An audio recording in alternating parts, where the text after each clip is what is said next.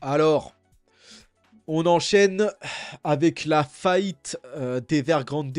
Enfin, en tout cas, Evergrande qui va être liquidé apparemment. Décision du tribunal de Hong Kong. Bon, on a Hong Kong qui accélère pour liquider Evergrande. Moi, je vais vous donner mon avis. C'est une petite vidéo réaction à chaud et les conséquences que ça peut avoir sur la finance. En tout cas, mon avis par rapport à tout ça. Et donc, le géant de l'immobilier Evergrande, qui est pour moi le deuxième. Certains disent que c'est le plus gros promoteur immobilier. Je pense que c'est le deuxième. C'est Country Garden qui est le premier promoteur immobilier. Evergrande, c'est le deuxième. Et donc Evergrande, un géant, donc voilà, une gigantesque institution chinoise, voilà, liée à l'immobilier, a été ordonné à la liquidation par le tribunal de Hong Kong au milieu d'une dette de 300 milliards de dollars. Donc ils sont endettés à 300 milliards, c'est-à-dire que l'ensemble des investisseurs qui ont investi dans ce géant voilà, immobilier, c'est à hauteur de 300 milliards de dollars. Et donc, tout ça, c'est une dette, hein. Et donc, on a un tribunal à Hong Kong qui ordonne la liquidation de ce géant immobilier. Voilà, je pense que les autorités chinoises en ont marre voilà, d'être là au bord du précipice, tout ça et qu'ils ont envie de tourner la page, on va dire, par rapport à tout ça. Donc voilà, hein, le plus gros promoteur immobilier chinois. Ils disent que c'est le plus gros.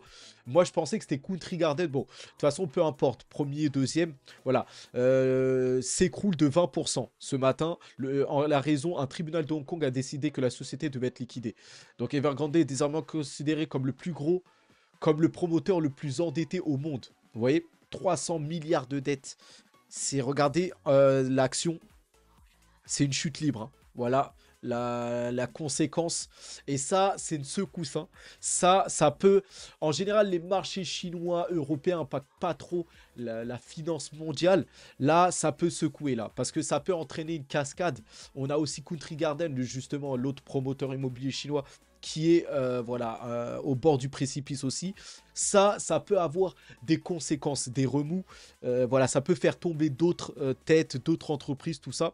Donc on va voir ce qui se dit. Donc Evergrande, le promoteur immobilier, vient d'être placé en liquidation judiciaire avec une dette de 300 milliards. L'entreprise symbolise la crise immobilière en Chine. Donc la Chine a un sacré caillou dans le pied avec voilà, leur promoteur immobilier. Et donc voilà, Evergrande placé en liquidation, les regrets du PDG et une action qui dévisse en bourse. Donc voilà la conséquence, la chute totale. Et donc voilà, le problème, c'est le risque de contagion en Chine et ailleurs. Donc la Chine, ça peut secouer en Chine et même ailleurs dans le monde, puisque c'est les fonds qui détiennent voilà, de l'Evergrande, c'est même BlackRock, c'est même des géants institutionnels américains, des riches investisseurs européens, enfin partout dans le monde. Ça va impacter tout le monde entier. Et donc voilà, au-delà d'Evergrande, c'est le risque de contagion qui inquiète également les marchés chinois. Vous voyez?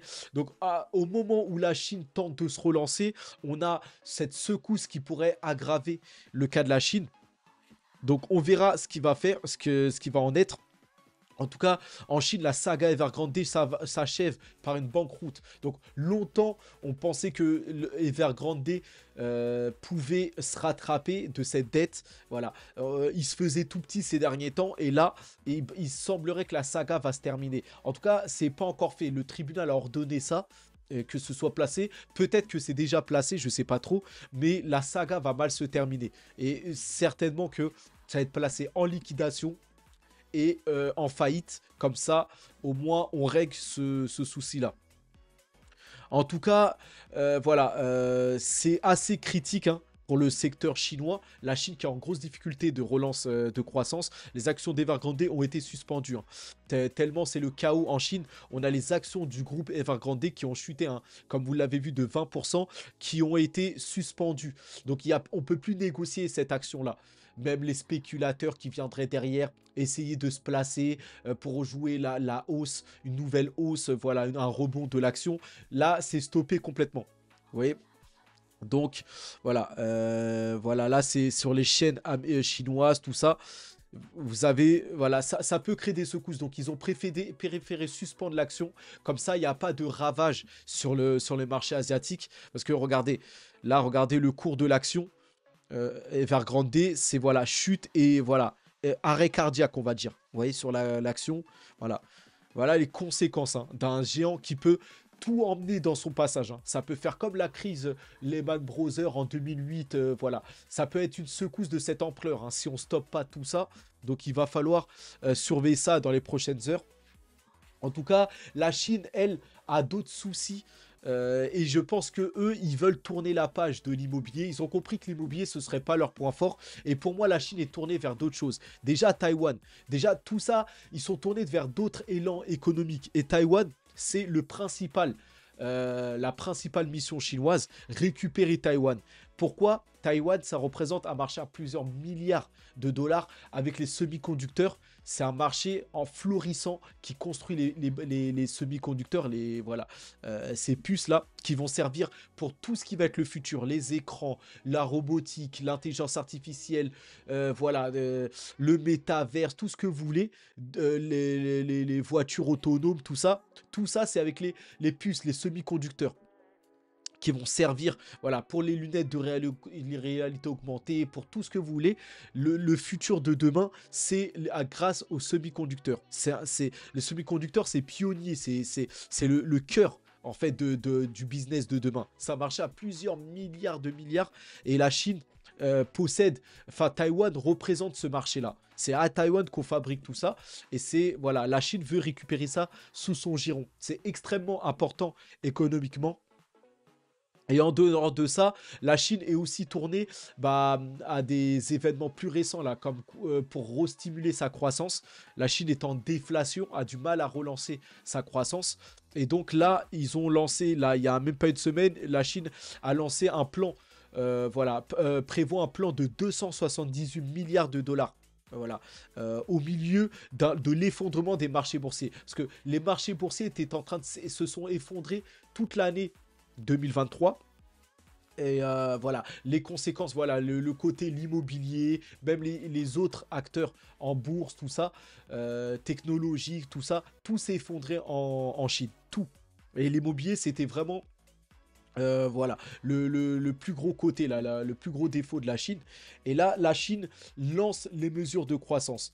Et ils avaient même le plan là, comprenait un gros plan pour soutenir l'immobilier. Mais voilà, juste derrière, on a cette actualité aujourd'hui avec Evergrande qui vient casser voilà, tout ça. Mais bon, en tout cas, voilà, la bourse chinoise qui tombe à son plus bas niveau depuis février 2019. Donc ça, c'est une actualité de décembre 2023 qui montre que la bourse chinoise est au plus bas. Les actions des entreprises chinoises cotées en bourse sont au plus bas. La Chine est à la peine et en plus a du mal à se relancer. Donc ils ont lancé un plan de relance. Mais voilà, c'est pas aidé par la faillite d'Evergrande qui va encore secouer ça. Quand vous regardez ça, là en noir, vous avez le cours des actions de Hong Kong qui tombent, qui chutent complètement. Et en même temps, vous avez là en rouge, rose-rouge là, vous avez les actions indiennes qui, elles, progressent. Donc vous voyez que la Chine peut-être est en train de s'effondrer pendant que l'Inde, elle, est en train de progresser. Donc ça, c'est pas une bonne nouvelle pour la Chine. On va surveiller là, dans les prochaines années si la Chine ne va pas se faire doubler finalement par l'Inde à force de s'écrouler. Ici aussi, hein, vous pouvez voir, regardez, là, les actions japonaises qui sont voilà, renflouées complètement par rapport à l'impression monétaire. C'est complètement de la triche au Japon, mais quand même, on a les actions qui explosent. Au Japon, vous avez regardé l'Indian Nifty, là, les 50 plus grosses entreprises indiennes qui surperforment. Et regardez pendant ce temps-là, le Shanghai, le China Shanghai Index, qui est la bourse de standard, hein, qui reflète les actions chinoises, l'indice de référence chinoise qui s'écroule. Alors que dans le reste de l'Asie, en Inde, au Japon, ça performe, ça va vers la hausse. Vous voyez? Donc la Chine a un sacré problème et c'est pour ça qu'elle a lancé un plan de relance massif, même si ça va dévaluer le yuan, mais là il n'y a plus le choix. Même si les Chinois ne veulent pas que leur monnaie s'effondre par rapport au dollar, pour rattraper un peu le dollar, mais là ils ont lancé un plan massif. Mais à côté de ça, vous avez Evergrande qui s'écroule aujourd'hui. Voilà, dans les dernières heures. Donc ça va pas aider la Chine. La Chine est en perdition. Donc là, maintenant, est-ce que ça représente une opportunité d'achat? C'est le thème de tout ça. Donc voilà, en tout cas, la Chine qui alimente la reprise des actions asiatiques, voilà. Donc la Chine qui a lancé son plan de relance. Donc euh, voilà, les actions chinoises qui commencent à se redresser depuis la semaine dernière, depuis que la Chine a relancé son plan, le marché du luxe chinois rebondit. Voilà, tout est en train de rebondir en Chine. Mais aujourd'hui, on a eu ce catacyclisme. Donc, on va voir maintenant si les actions chinoises vont pas repartir à la baisse ou des choses comme ça. Maintenant, la question, c'est vous avez même, regardez, même en crypto, hein, on a les ETF Bitcoin là qui arrivent aussi à Hong Kong là. Sur les marchés de Hong Kong là, les marchés boursiers à Hong Kong. Donc la Chine, elle, va bien prendre le cap.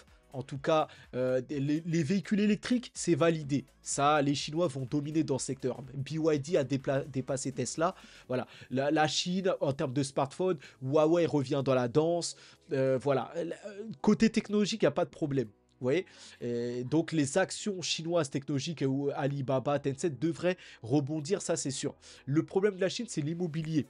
Vous voyez. Mais en tout cas, en ce qui concerne la crypto et le reste, les semi-conducteurs, les choses comme ça, la Chine est en train de prendre un bon virage de ce côté-là. Maintenant, c'est que le côté immobilier. La seule question, et on va en rester là, c'est est-ce qu'il faut investir en Chine en 2024? C'est la question.